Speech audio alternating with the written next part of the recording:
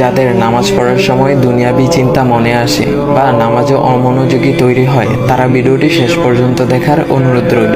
হযরত আলী রাদিয়াল্লাহু তাআলা আনহুর কাছে একজন ব্যক্তি এসেছে। তখন লোকটা বলল, হুজুর, আমার নামাজে মন বসে না। নামাজে দাঁড়ালে আমার দুনিয়াবি নানা চিন্তা আসে। হুজুর, আমার এই নামাজ কি আল্লাহ তাআলা কবুল করবেন? তখন হযরত আলী রাদিয়াল্লাহু তাআলা আনহা বলেছেন, না, তোমার নামাজ কবুল হবে না। তখন লোকটা মনে অনেক কষ্ট নিয়ে চলে যাচ্ছেন। এমন সময় রাসূল সাল্লাল্লাহু আলাইহি ওয়াসাল্লাম এসে হযরত আলী রাদিয়াল্লাহু তাআলা আনহুকে জিজ্ঞাসা করলেন, ইয়া আলী, আপনার কাছে লোকটা কেন এসেছিল?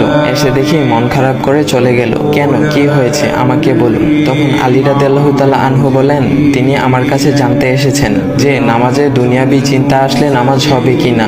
আমি বলেছি, না, তোমার নামাজ কবুল হবে না। রাসূল সাল্লাল্লাহু আলাইহি ওয়াসাল্লাম তখন বলেন, ইয়া আলী, আপনাকে আমি একটা চাদর উপহার দিতে চাই, তবে একটা শর্ত আছে। আলী রাদিয়াল্লাহু তাআলা আনহু খুশি হয়ে বলেন, ইয়া রাসূলুল্লাহ, কি শর্ত তা বলুন, আমি আপনার সকল শর্ত মেনে নিব। বুঝতেই তো পারছেন রাসূল সাল্লাল্লাহু আলাইহি ওয়াসাল্লামের চাদর বলে কথা। তখন রাসূল সাল্লাল্লাহু আলাইহি ওয়াসাল্লাম বললেন, ইয়া আলী, আপনি যদি এই মুহূর্তে 2 রাকাত নামাজ একনিষ্ঠভাবে পড়তে পারেন দুনিয়াবি সকল চিন্তা দূর করে, তাহলে আমি আপনাকে সেই চাদরটি উপহার দেব। আলী রাদিয়াল্লাহু তাআলা আনহু বলেন, এটা তো সাধারণ ব্যাপার। আলী রাদিয়াল্লাহু তাআলা আনহু তখন নামাজে দাঁড়িয়ে গেলেন আর তিনি নামাজ পড়তে শুরু করলেন। এমন সময় তার মনের মধ্যে শুধু ভাবনা চিন্তা আসতে শুরু করলো, আচ্ছা, আমাকে যে রাসূল সাল্লাল্লাহু আলাইহি ওয়াসাল্লাম যে চাদরটা দিবেন সেটা কি ফাতিমার চাদর নাকি রাসূল সাল্লাল্লাহু আলাইহি ওয়াসাল্লামের? আচ্ছা, চাদরখানা দেখতে কেমন হবে? এই বিভিন্ন বিষয় নিয়ে ভাবতে লাগলেন। তিনি ভুলেই গেছেন যে দুনিয়াবি চিন্তা নামাজে আনতে রাসূল সাল্লাল্লাহু আলাইহি ওয়াসাল্লাম নিষেধ করেছেন। এর মধ্যে আলী রাদিয়াল্লাহু তাআলা আনহুর নামাজ পড়া শেষ। আলী রাদিয়াল্লাহু তাআলা নামাজ শেষ করে রাসূল সাল্লাল্লাহু আলাইহি ওয়াসাল্লামকে বলতেছেন, ইয়া রাসূলুল্লাহ, আমি আপনার শর্ত মেনেছি, এখন আমাকে চাদরখানা উপহার দেন।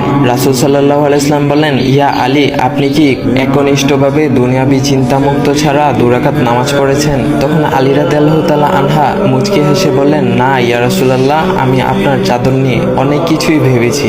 তখন রাসূল সাল্লাল্লাহু আলাইহি ওয়াসাল্লাম বলেন, ইয়া আলী, নামাজ তোমারও হয়েছে, আর তুমি যাকে নামাজ হবে না বলে ফতোয়া দিয়েছো তার নামাজও আল্লাহ তাআলা কবুল করে নিয়েছেন। শোনো আলী, দুনিয়াবি চিন্তা দ্বারা নামাজ বাতিল হয় না, নামাজ মহান আল্লাহ তাআলা কবুল করে নেন। সকল ফরজ নিয়ম কানুন মেনে নামাজ পড়লে নামাজ হবে ইনশাল্লাহ। তবে আমাদের সকলের উচিত নামাজ আদায় করার সময় একমাত্র আল্লাহকে স্মরণ করে নামাজ আদায় করা। নামাজে দাঁড়ালে দুনিয়াবি চিন্তা মাথায় আসে, এটা শয়তানের একটা ফাঁদ।